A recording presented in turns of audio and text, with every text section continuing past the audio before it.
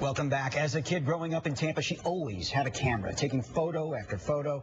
And 5 years ago, working for a newspaper, Jessica Leigh took thousands of pictures covering Hurricane Katrina. But as 10 News reporter Catherine Bursch explains, the Katrina experience prompted this photographer to...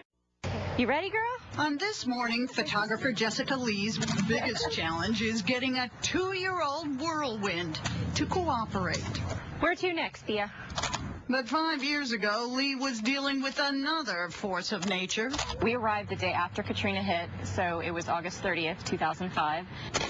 Working for the Shreveport Times, Leigh spent 9 days in New Orleans documenting destruction. I wonder what happened to all these people. Despair. She was weeping and sobbing. And death. I mean, the city smelled of death. That's an awful thing to have happen to your town. She saw people at their worst, their best, and those after days in the Superdome, just grateful to see the sun. Just this huge smile came over her face. And just as Katrina left its mark on the city of New Orleans, Leigh was scarred as well. It hit me in a way I didn't expect. And through the emotions and dangers of Katrina work, a new self-portrait developed. It wasn't that I covered hurricanes every day at my job, but it was so depressing and such an awful thing to witness.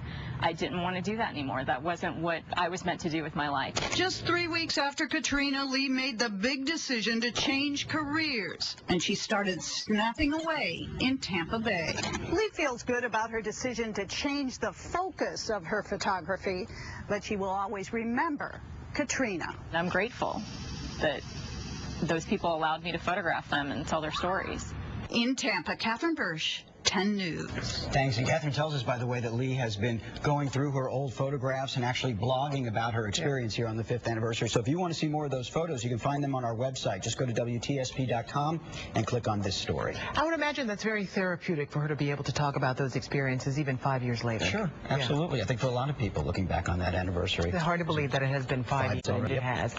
And that is 10 News at 5:30. Coming up.